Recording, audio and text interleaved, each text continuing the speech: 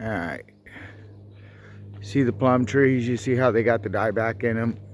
They're all spotted out. It's an airborne blight. There's nothing you can do about that. They're just going to fall apart like they're falling apart until they totally succumb to it.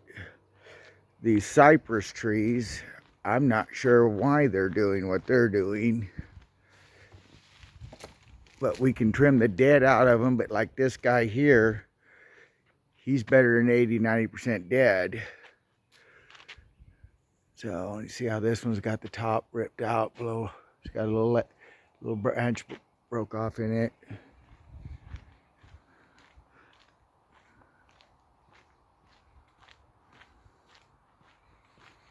Cherry tree that fell over there.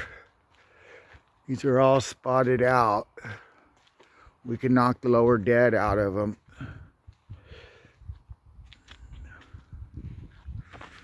All right, then this gum tree here, it's all rotted out at the bottom, right here. It's trying to heal, but it's gonna take on water into that hole, and it's gonna send out a bunch of sucker growths. I'm assuming your drain field is right there. This gum tree here has got a top in it, broke off. See it? It's got a broke top there.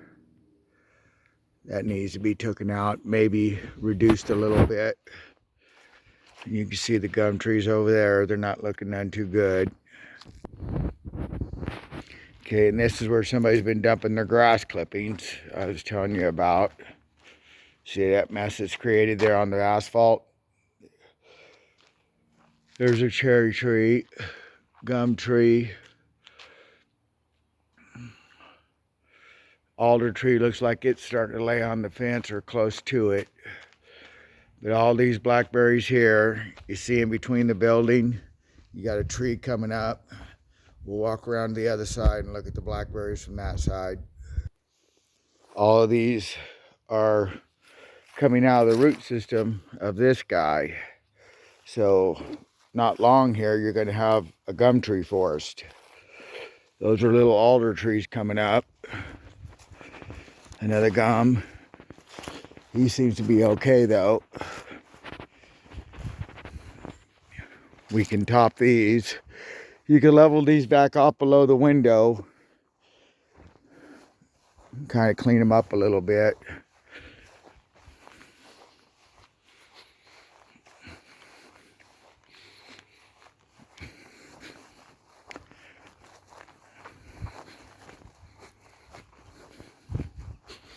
There's the blackberries we need to poison before that gets any worse and gets underneath the siding.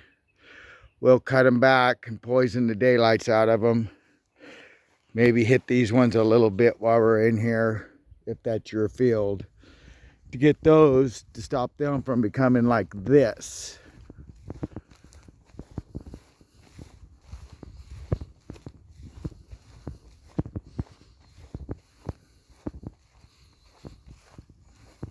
So I'm assuming when you say blackberries, you wanted to mow those. We'll pause here and go up by the barn. The little pine tree, I think you could see that from your deck. But we mow all this up to the shed there.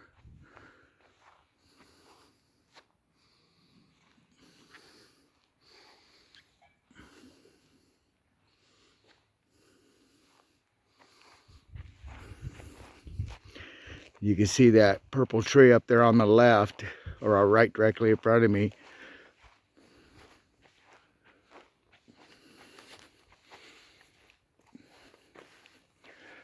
Rhododendrons are just taking over. Looks like there's some dead shrubbery in there. That's going to make a rot spot in the grass. But yeah, we would mow this back up at least into here, off of the building, straight with it. Then you could either cover it or poison it.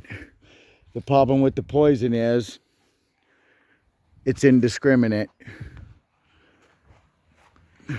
That gum tree's lost its top.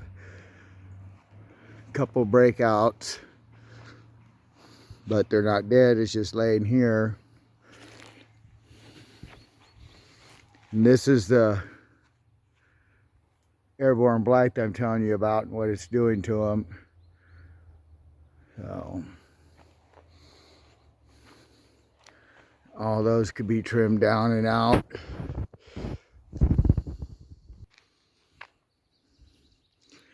And these are sap suckers that are just doing a number on that tree. You see all those little holes?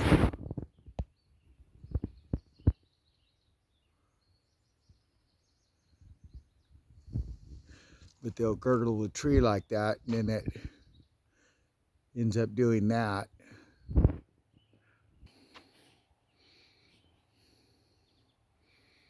And this is the front.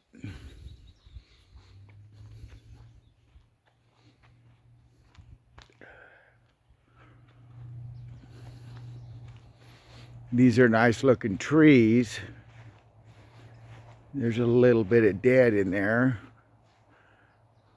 But I don't think I would want to come in here and cut a bunch out of these. These look like they're doing really well. There's some crossovers and rubbers, but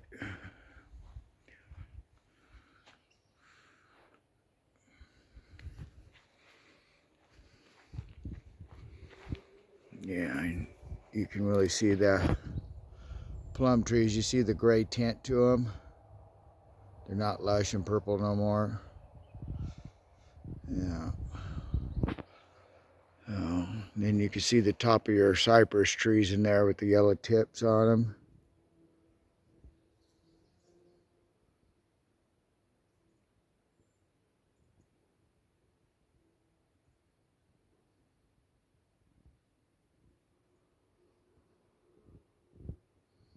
So it's just a matter of how much you want to do and how far you want to go with it.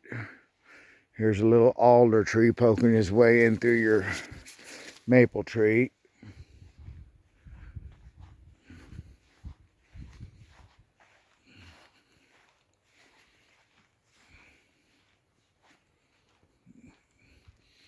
All the gum trees got some kind of issue or something. That looks like it was hit at one time and it's trying to recover.